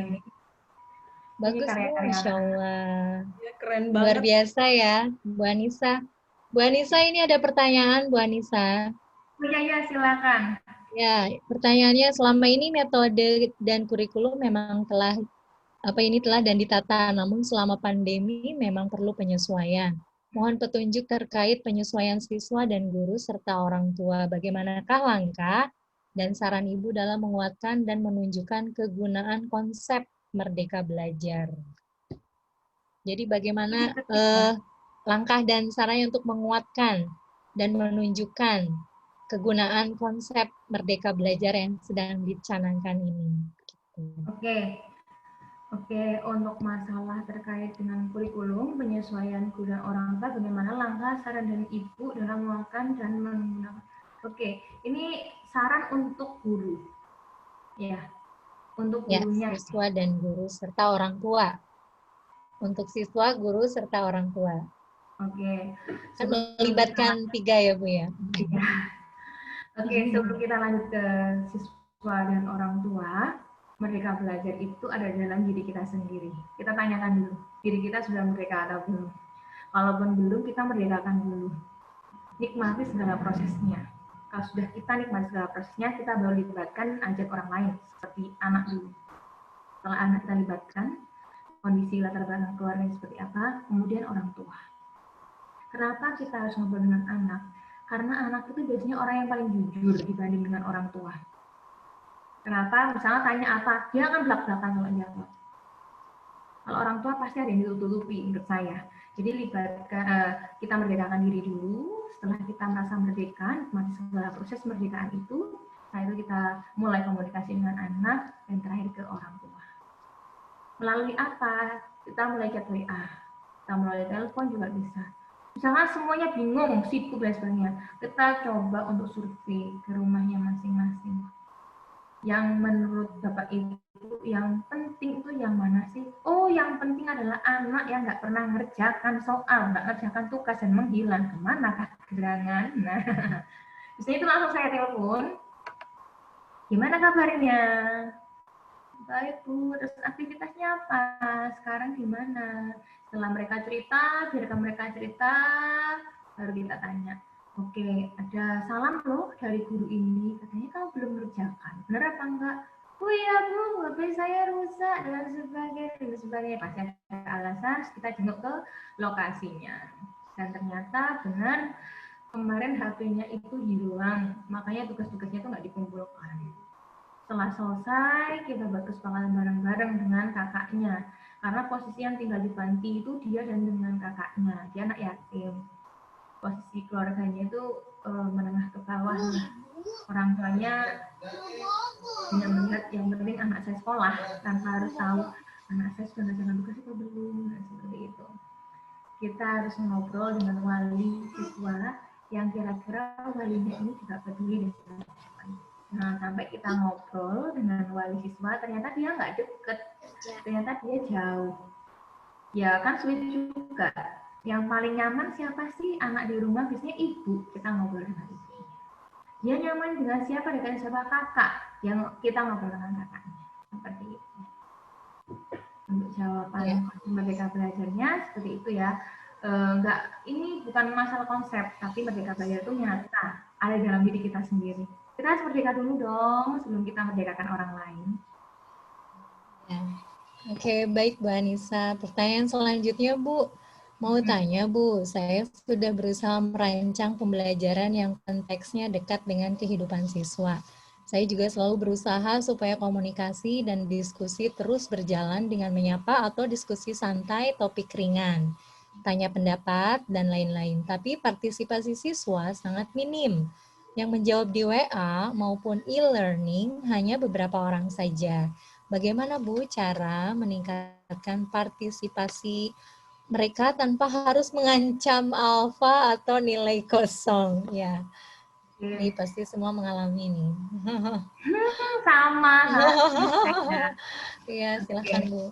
Untuk mengatasi ini, tadi saya jelaskan tentang asesmen ya, kita juga libatkan proses pengambilan keputusannya di antara kita dan juga siswa. Bisa jadi ketika mereka tidak dilibatkan proses penilaiannya, mereka akan merasa, oh aku nggak ngerti kok, aku nggak tahu, ya sudah, saya tidur aja. Akhirnya malas-malasan.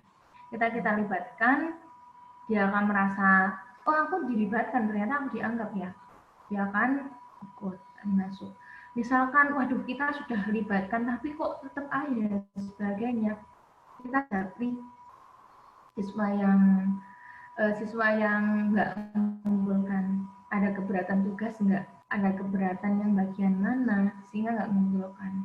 Kita harus analisis keseluruhan juga. Bisa jadi satu kelas ini yang bisa, misalkan silakan buat YouTube dan sebagainya, yang bisa edit video dan sebagainya itu cuma beberapa anak, yang lainnya nggak bisa. Kita coba tanyakan, kita beri beberapa pilihan, jangan ditanyai Terus setelah itu kita nggak ngasih pilihan, karena mereka kalau kita tanya nggak dikasih pilihan, jawaban mereka ya nggak tahu gitu. Kita harus kasih pilihan antara A dan B. Ketika mereka jawabannya nggak tahu, saya kasih 2 pilihan, silakan dipilih. Jawaban tidak tahu tidak ada dalam pilihan. Jadi kita tetap komunikasi, jangan sampai putus komunikasinya, dalam arti kita harus bisa memerdekakan diri kita sendiri dulu, tetap proses merdeka belajar ada dalam diri kita, sehingga kita bisa melaksanakan tadi apapun yang terjadi dengan kondisi siswa kita, hadir atau tidak hadir, kita harus tetap ada untuk siswa kita. Kita tanya pelan-pelan, pasti dia akan tahu alasannya secara jelas dan mau mengungkapkan alasannya seperti itu. Semangat merdeka belajar. Ya, semangat Bu Anissa. Ya, baik. Ya, baik Bu Anissa. Ada lagi Bapak Ibu? Pertanyaan selanjutnya. Bu Fat, ada pertanyaan? Bu Fatsida, ada lagi? Boleh, Bu. Masih boleh. boleh? Iya, boleh, silakan. Boleh ya, Bu Anissa? Oh, silakan dong. Silakan. Pengen tahu, Bu, tantangan terbesarnya selama kayak melaksanakan Merdeka Belajar ini bagi Ibu, gitu. Dan bagaimana mengatasinya? Oke, tantangan. Kalau menurut saya Merdeka Belajar itu tantangannya ada dalam diri kita sendiri. Dalam diri kita, betul. Kalau kita bisa melawan rasa malas, itu ya juga ya, itu. Betul. Kok malas ngoreksi dan sebagainya. Wah, kita harus bisa melawan itu kok, Bu. Jadi bukan karena orang lain sebenarnya, tapi dalam diri kita sendiri. Wah, kita sudah harus punya proyek nih untuk anak-anak, kita harus punya progres nih untuk anak-anak dan sebagainya. Ya sudah, kita laksanakan progres itu. Kita buat progres dan sebagainya di kelas dan sebagainya. Ketika ada konflik, kita buat kesepakatan bareng-bareng. Yang nggak suka dari kamu, nggak suka dari saya, kita berbagi bareng-bareng. Seperti itu sudah pernah saya lakukan. Jadi kita libatkan semuanya, dan ketika anak mengkritik kita, itu jangan sampai kita malah merasa, oh kamu nggak sopan. Nggak sopan. Karena itu posisinya kita lagi buka forum untuk saling tahu kesalahan kita masing-masing ya.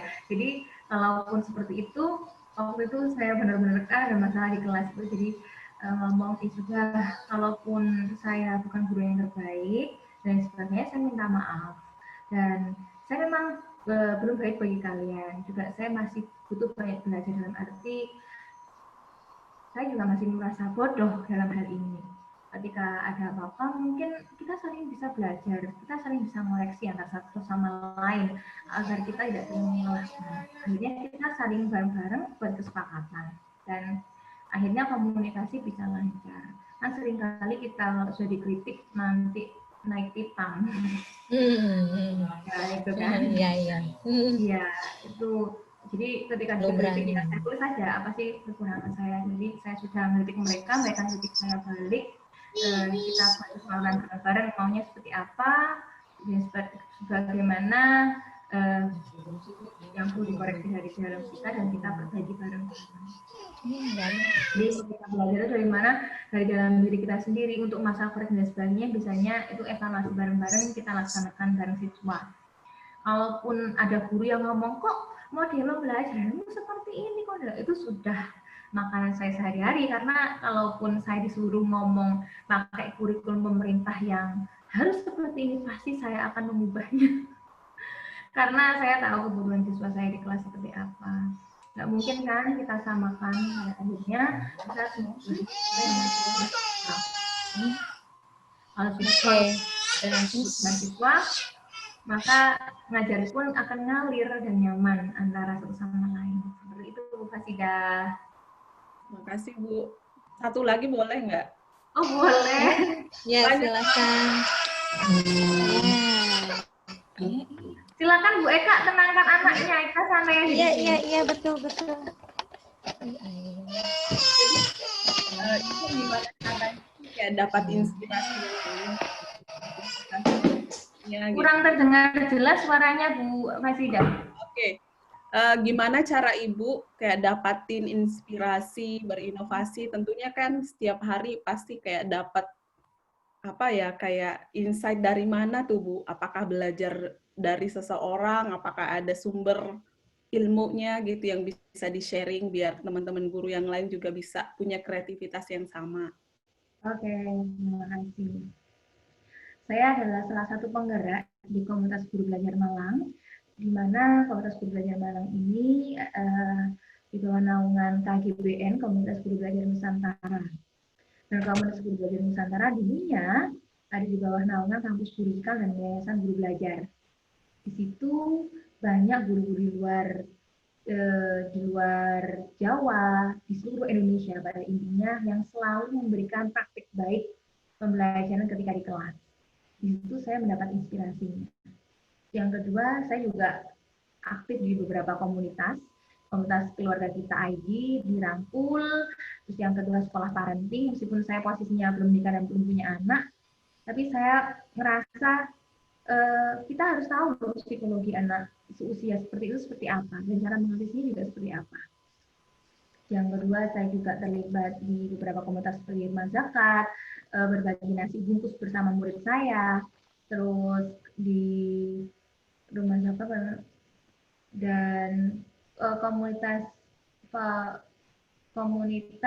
FKTBM, Forum Komunikasi Taman Bacaan Masyarakat. Biasanya di situ juga akan banyak sekali info-info terkait dengan literasi seperti itu. Jadi ketika saya ikut, saya akan tahu, oh ya gimana kalau kita bisa kolaborasi atau kita bisa gabungkan materi antara ini dengan contoh yang sudah saya pernah lakukan dan pernah lihat ketika saya terjun di komunitas ini.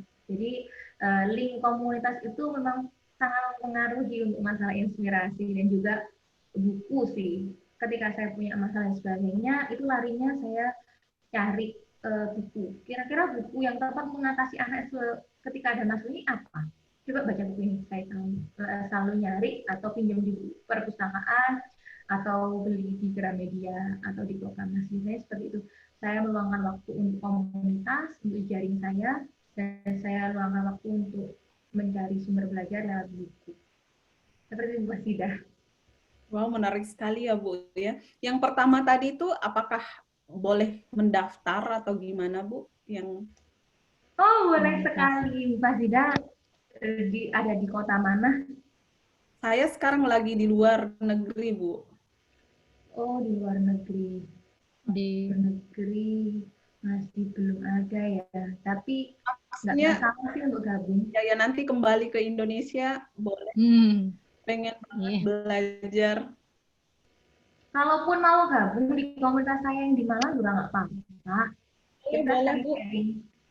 Iya.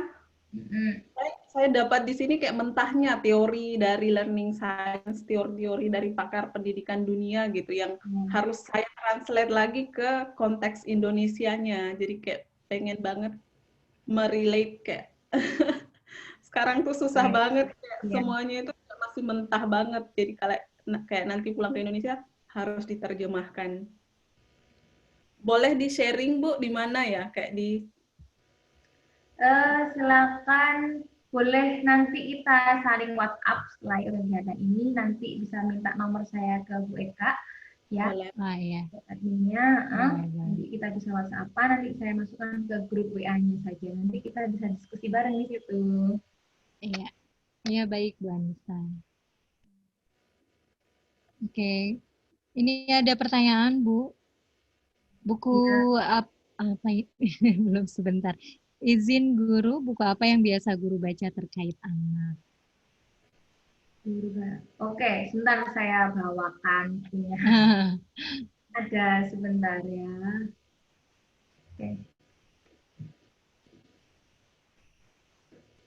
Oke.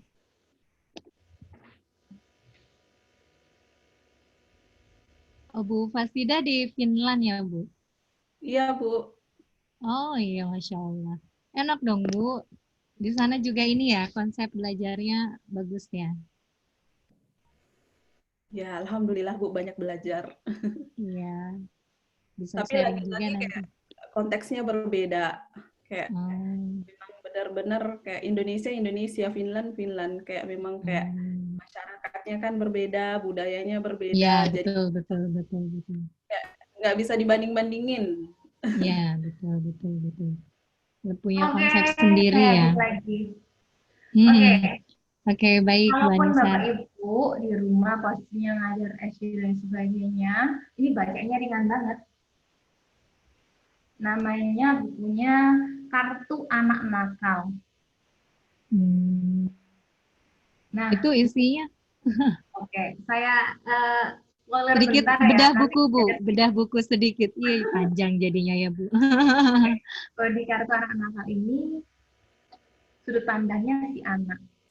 Gimana posisinya si anak ini seringkali dijudge bodoh, dijudge nakal dan sebagainya. Padahal orang lain atau guru tuh nggak tahu pemikiran anak ini mau melakukan kebaikan, tapi kok seringkali dijudge seperti itu. Ini yang menceritakan posisi perasaan anak ketika guru mengatakan seperti itu seperti apa. Itu terangkum di sini semua. Dan ini bahasnya ringan sekali, bukan sebenarnya buku untuk anak-anak ya. Tapi kalaupun pendidik mau baca ini rekomendasi sekali. Recommended. Kalau di Togaman nggak ada ya Bapak Ibu, adanya di online. Oh, di Gramedia tidak ada ya, Bu? Nggak ada. Nggak ada. Ini mulai tahun kapan sih juga. Terus yang kedua, ini beberapa buku dari kampus Guru Cikal. Ada buku Merdeka Belajar. Ini ada beberapa inspirasi yang dapat dari sini juga. Terus yang kedua adalah Memanusiakan Hubungan. Oh, yang tadi yang kriteria itu ya, Bu ya? Bisa, gitu. Terus Memanusiakan Hubungan itu lebih ke bagaimana sih kegiatan-kegiatan siswa itu yang lebih humanis, yang tidak terlalu kita jadi guru Teoritis yang ya. teoritis sekali pangkas langsung semua sama, misalkan kamu salah, tapi kok salah. Itu kan juga nggak manusia hubungan ya, padahal yang salah satu, semua salah. Terus ini untuk body system, untuk body school sih sebenarnya, untuk sekolah nir kekerasan, sekolah tanpa kekerasan itu ceritanya kayak sekolah-sekolah yang mengajarkan tentang bullying itu tidak ada dan sekolah itu menyenangkan. Nah, itu GSM. Ini salah satu programnya GSM. Dulu saya sempat di sekolah Jogja, itu punyanya Pak Rizal dan Bu Novi itu dosen di UGM jurusan psikologi yang kerjasama sama suaminya untuk menggalakkan program GSM Bina Sekolah Menyenangkan, dan beberapa tulisannya terangkum di dalam sekolahnya kekerasan. Dan terakhir biasanya ini esai-esainya Bu Najila Shihab, semua murid, semua guru. Ini ada versi 1, versi 2, sampai versi yang ketiga sebenarnya. Itu sih sebenarnya banyak, tapi yang saya bawakan cuma beberapa saja. Terus saya paling senang ketika baca bukunya Dale Carnegie terkait dengan komunikasi, yang masalah komunikasi itu bukunya Dale Carnegie itu judulnya apa saya kurang tahu, lupa. Terus saya khatam kok menyelesaikan, tapi sangat-sangat bermanfaat. Judulnya saya lupa. Warnanya hijau. Waktu itu nggak beli, tapi minum ke perpus. Karena bukunya sudah lengkap sekali. Oke. Tuh. Iya. Ada lagi, Bapak Ibu? Kartu Anak Nakal. Ya. Banyak ya. Sebenarnya ada lagi kok keluarga kita. Keluarga kita itu yang punyanya Relawan Keluarga Kita, itu ilmu parenting, dan itu menurut saya penting sekali. Kita harus tahu psikologinya anak-anak ya, sesuai dengan usia nanti akan dijelaskan di sana. Tapi untuk prakteknya biasanya ada pertemuannya sih di keluarga kita, itu di kegiatan komunitas Terangkul, komunitas keluarga kita. Kalau mau ikut silahkan, ada komunitasnya.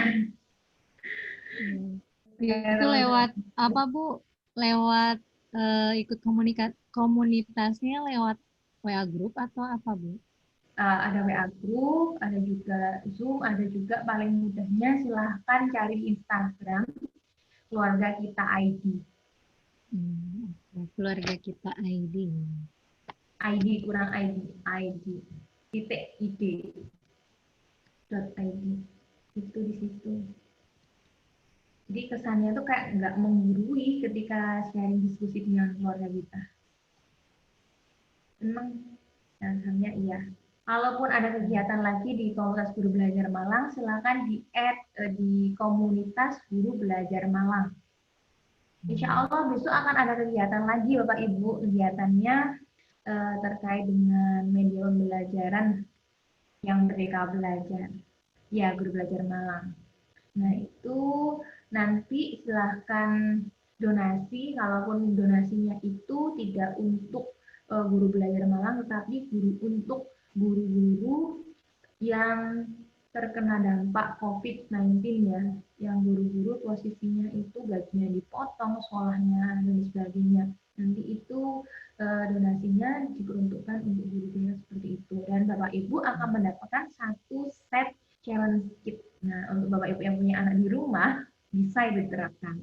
Jadi ada asyik main bareng dengan anak di rumah. Ya, baik. Ada lagi nggak pertanyaan? Ada lagi pertanyaan? Bu, saya yang mau tanya ya, coba.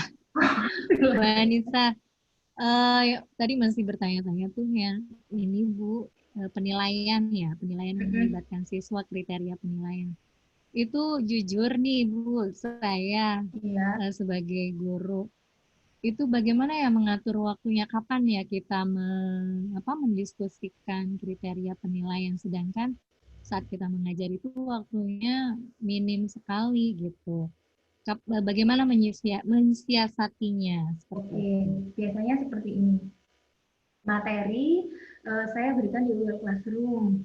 Silakan materinya dibaca, dan ada tugasnya.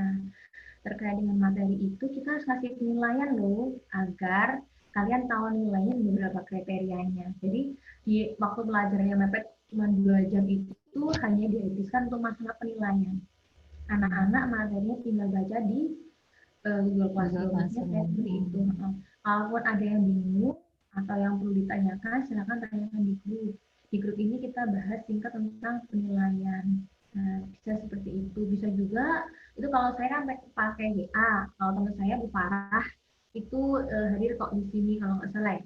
Jadi kayak ada. Itu bisa pakai Google Form. Dikasih pilihan anaknya, mau kriterianya berapa-berapa. Kalau itu kan nggak menghabiskan waktu. Kalau di WA mungkin kita butuh interaksi dan bisa menghabiskan waktu seperti itu. Jadi kita bisa kasih pilihan sih ke anak-anak, mau pakai Google Form juga bisa, pakai WA juga bisa. Oke, baik Bu, insya Allah dicoba. Semangat ya, ya Allah. Soalnya sekarang satu sesi itu hanya 30 menit ya. Jadi memang belum ini ya, nunggu anak-anak join ya Bu ya, di Zoom itu. Habis 10 menit sendiri itu nungguin anak-anak. Seperti itu tantangannya online ya Bu. Iya, ditanyain dulu, kalian keberatan nggak pakai aplikasi Zoom dan sebagainya. Kalau keberatan, kira-kira kalian maunya pakai aplikasi apa? WA, satu kelas ya kata WA. Oke lah, kita pakai aplikasi. Gitu. Yang rakyat dan bagi siswa itu sanggup untuk hadir dan melakukan pembelajaran. Betul. Katakan kalaupun kita maksa pakai Zoom ya wajib, ternyata yang hadir cuma 5 kan percuma. Iya betul. Iya kuota ya Bu ya. Kuotanya besar memang kalau Zoom itu. Sejam bisa 2 giga lebih. Ya. Baik, ada lagi pertanyaan yang lainnya? Ada lagi ya ini ya Bu. Sekali lagi Bu, katanya tentang bahasa komunikasi, bagaimana cara menarik tugas-tugas dari anak tanpa membuat mereka mengancam dengan nilai. Mohon pencerahannya lagi. Iya nih, apalagi pandemi ini ya Bu ya. Di Google Classroom lagi. Aduh, cuma 3 orang yang ngumpulin. Bagaimana tuh Bu? Kalau gini, jadi di awal kita kan buat kesepakatan bareng-bareng. Kalaupun kalian nggak mengumpulkan, konsekuensinya apa? Nilainya dikurangi Bu, benar. Gak memberatkan, enggak aku mau kurangi berapa? 5. Kita buat kesepakatan 5. Kalau sudah, minggu depan nggak ngerjakan lagi, gimana? Kurangi lagi Bu berlaku kelipatannya. Oke, sepakatan ya, sepakat. Kalaupun nanti dia nggak ngerjakan, sesuai dengan kesepakatan ya, yang akan saya lakukan, yang belum mengerjakan, maka nilainya dikurangi karena ini berdasarkan kesepakatan kita bersama. Tanpa harus mengancam, itu kan sudah jadi kesepakatan satu kelas. Lama-lama kalau nggak ngumpulin habis nilainya ya Bu. Iya. Nah, nanti Dikurangi ketika terus. perbaikan nilainya, jangan sampai dia harus mengerjakan banyak sekali, enggak. Yang pasti pertama mengumpulkannya tepat waktu dulu untuk tugas yang pertama, maka nilai yang kemarin-kemarin akan bisa diperbaiki. Jadi selain mereka mengumpulkan tugas, mereka akan memperbaiki sikapnya. Dan sikap itu kita harus apresiasi dan nilai. Jangan sampai nilai minus itu tadi kita biarkan minus, tapi dengan sikap dia mengumpulkan satu proses, dia mengumpulkan tepat waktu 1 kali, kita akan tambahkan. Nah, selesai dia mengumpulkan banyak, maka kita akan juga nambahkan terus seperti itu. Jadi kita harus apresiasi prosesnya, dan prosesnya melalui perbaikan dirinya sendiri. Oke, ya. Luar biasa nih Bu Anissa. Beruntung ya kita hadir hari ini. Masya Allah. Yeah. Oke, baik Bapak Ibu Guru, ada lagi yang ditanyakan? Kita punya waktu 10 menit lagi untuk diskusi. Silakan, mumpung kedatangan tamu istimewa dari Banyuwangi. Dari Malang, dari Banyuwangi. Dari mana Bu? Oh iya iya. Oh dari Malang, iya baik Bu. Ya, ada lagi Bapak dan Ibu? Masih ada waktu untuk pertanyaan. Baik, pertanyaan selanjutnya dari saya ya Bu ya. Boleh. Contekannya mana ya? Oke, Bu, kalau misalnya kita kan membuat RPP nih, RPP Merdeka Belajar ya. Ada step-stepnya gitu, seperti apa? Bukan ya opening seperti itu Bu, lalu evaluasi seperti itu. Nah, apakah harus stepnya itu harus teratur, harus dari awal dari opening harus runut gitu, atau kita bisa sesuai kondisi di lapangan, misalnya aduh kayaknya nih nggak mungkin nih video dulu nih, atau nggak mungkin nih kuis dulu nih kayaknya anak-anak. Nah, apakah kita bisa berubah Bu untuk step-stepnya RPP kita di lapangan? Gitu. Oke, terima kasih. Untuk step-stepnya kita menyesuaikan kondisi anak-anak ya Bu. Kalau kita pun mau memaksakan kehendak, misalkan nih, oke, hari ini kita di YouTube. Ternyata anaknya nggak ada kuota, kan kasihan.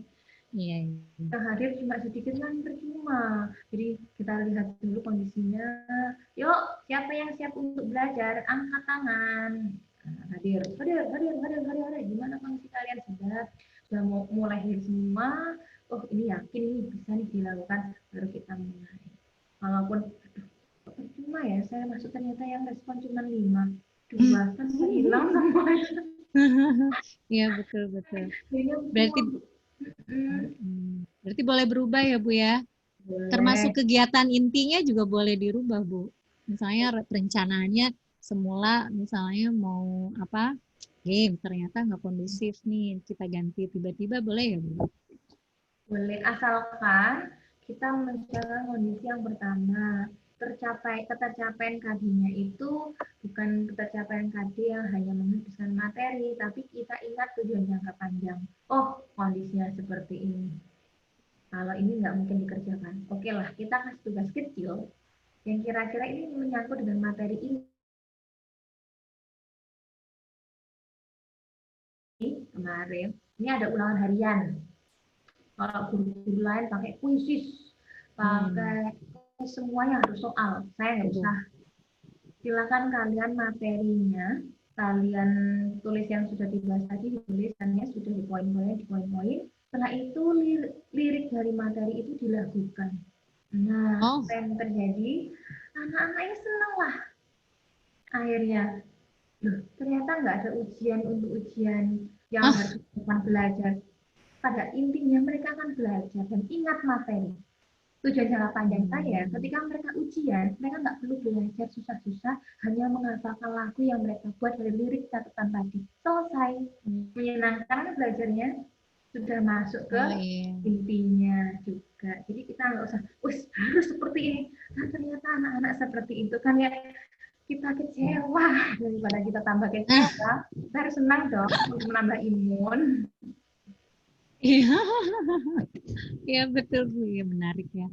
Ya pakai lagu ya Bu ya, luar biasa. Kita aja suka ya Bu ya, apalagi anak-anak. Kita aja kalau nyanyi gampang nular, apalagi anak. Ya, betul, betul, betul. Ya nih ide baru lagi. Boleh. Insya Allah. Mau saya Jadi share dari anak-anak? boleh, boleh, boleh Bu, boleh, boleh. Ya. Silakan. Ya, iya betul Bu.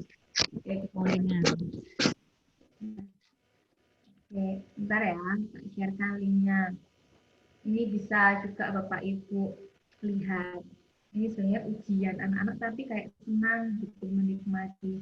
Jadi materinya juga nyerap. Pada intinya nanti kalau UTS atau ujian UAS, kalau mereka nggak belajar materi saya, mereka sudah hafal lewat lagu-lagu. Seperti itu. Kalaupun dia memang pilih fokus ke materi atau matkul yang lain, itu kita bisa mempermudah mereka dalam belajarnya. Ini sebentar saya bukakan.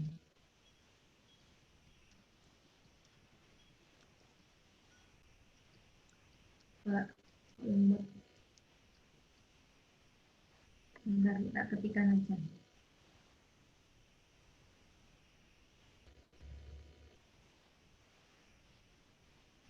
Bentar.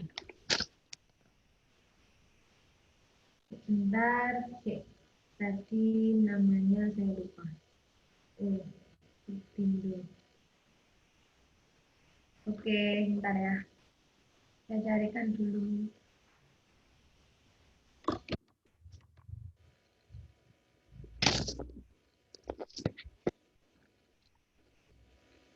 Ini ada itu.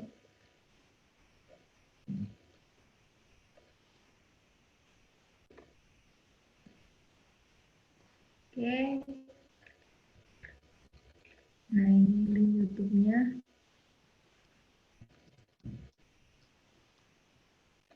Saya ketikkan di kolom chat ya, Bu ya. Ya.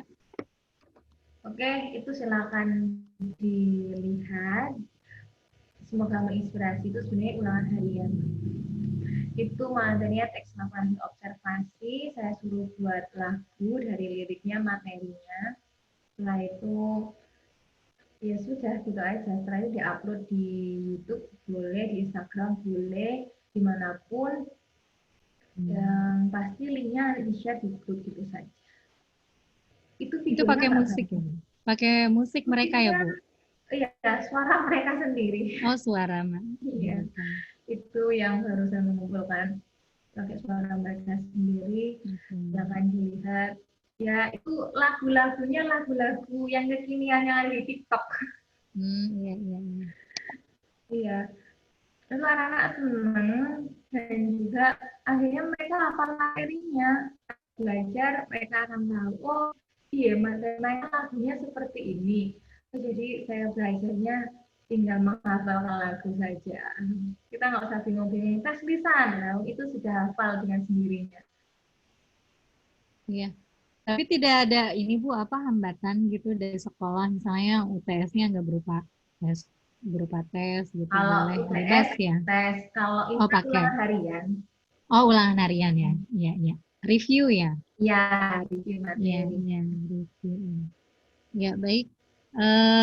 Mungkin dicukupkan dulu ya Bu Anissa. Ya, Maaf ini waktu kita yang membatasi. oh iya, Bapak Ibu. tuliskan Ya. kesan-pesannya dong setelah Oh iya, iya. ini. Di mana Bu? Di kolom chat. Di kolom chat boleh. Di kolom chat ya. Silakan Bapak Ibu tuliskan pesan-pesannya. Luar biasa katanya Bu. Terima kasih. Ada lagi? Ada lagi. Sangat menginspirasi. Oke, terima kasih. Yang lain dong. Iya. Senang sekali bisa bergabung. Dari Bu Lempan. Fatimah. Ada lagi, Bu? Silakan dong, Bapak Ibu tuliskan kesannya setelah ikut materi yang saya berikan. Ya. Mantap betul, mantul. Ya, terima kasih. Luar biasa sekali dari Bu Lia Walia. Sangat menginspirasi. Terima kasih. Ya. Ada lagi? Silakan tulis kesan-pesan di kolom chatnya, Bapak Ibu. Dari Asus, Asus siapa namanya ya? Dari Bu Dewi Maisaro, terima kasih untuk sharing night malam ini, Bu Anissa, menginspirasi. Dari Asus, sangat inovatif. Asus ya, nggak ada namanya soalnya. Sangat inovatif, inspirasi banget, inspiratif ya. Ya. Yang lainnya, silakan Bapak Ibu. Ya, kesan banyak dari Bu Siti Muslihah. Banyak pelajaran yang didapat. Terima kasih Guru. Apakah Guru Anissa membuat RPP Merdeka belajar dari silabus yang telah ditentukan dari sekolah atau dinas? Oke, dari silabus iya, hanya saja lebih ke kreativitas dan inovasinya ya. Kalau dari kita silabus hanya silabus saja, mengidentifikasi, hanya menentukan tanpa harus kita kolaborasikan, kita kreasikan dengan materi yang lain, mungkin pembelajaran akan hambar, anak-anak tidak akan merasa bersemangat lagi untuk belajar. Jadi dari silabus jelas, saya dari adanya dari silabus hanya saja perlu inovasi dan kreativitas ketika berada di kelas. Jadi eksplorasi ya Bu, eksplor sendiri ya. Eksplor. Oke. Keren Bu, dari Bu Arini keren Bu, jadi lebih semangat untuk berkreasi, merancang pembelajaran yang merdeka. Sayang banget tadi telat gabung katanya. Dari Bu Lina, terima kasih atas ilmunya, ibu-ibu guru hebat. Oke. Ada lagi? Ya. Oke, 3 menit lagi. Silahkan Bapak Ibu yang mau menulis kesan-pesan. Oke, cukup? Ya, cukup. Oh, masih ada. Pesan dari Bu Siti Muslihah Aswad, semoga bisa ketemu lagi, katanya. Ya, Insya Allah. Ya. Oke, baik. Baik ya Bapak Ibu Guru, karena waktu sudah menunjukkan pukul 9.30, saatnya kita Iya, sesi foto ya Bu. Iya baik, Masya Allah. Ya betul. Masya Allah hari ini Alhamdulillah banget, luar biasa. Bapak Ibu Guru semua beruntung ya. Sampai larut malam, seperti belum larut ya, masih setengah larut. Masih sampai 9.30 masih stay tune dengan Ibu Anissa belajar bersama dan sangat luar biasa menginspirasi tentang RPP Merdeka Belajar. Semoga kita semua dapat mengambil pelajaran, mengambil hikmah dan mengambil langkah. Saya pribadi khususnya teman-teman semua pada umumnya mengenai penerapan untuk Merdeka Belajar itu sendiri. Ternyata memang tidak mudah, tapi tidak sulit juga ya Bu untuk memulai. Insya Allah kita azamkan, kita bisa step by step, tidak harus semuanya ya Bu Anissa. Step by step, ya diawali dari hal yang kita bisa. Insya Allah kedepannya pasti akan lebih hebat lagi untuk guru-guru semua untuk menerapkan Merdeka Belajar. Baik, sekian dari kami dan Ibu Anissa. Kita akhiri dengan membaca hamdalah bersama-sama. Alhamdulillahirrahmanirrahim. Oke, kita tutup dengan doa penutup majelis. Subhanakallahumma wa bihamdika asyhadu an la ilaha illa anta astaghfiruka. Baik, sampai ketemu lagi Bu Anissa dan teman-teman semua di lain kesempatan. Keep kontak ya Ibu, nanti saya minta ke Katias kontaknya. Matur nuwun nggih, Mbak. Ya, terima kasih. Boleh foto Sangat senang ya? sekali. Boleh foto foto. dulu, foto. Ya, baik.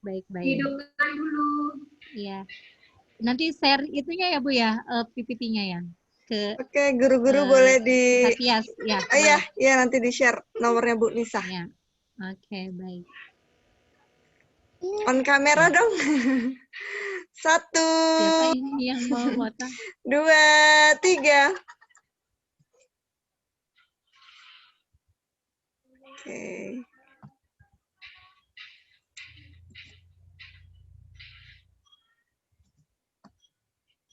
Oke, sudah Bu. Oke, terima kasih banyak. Oke, terima kasih. Jazakillah Bu Anissa. Masih banyak. Sampai ketemu Bu Anissa. lagi di lain kesempatan. Sama-sama. Baik. Waalaikumsalam warahmatullahi wabarakatuh. Baik. Ya, boleh live ya, Guru Tias? Ya, boleh, Guru. Sudah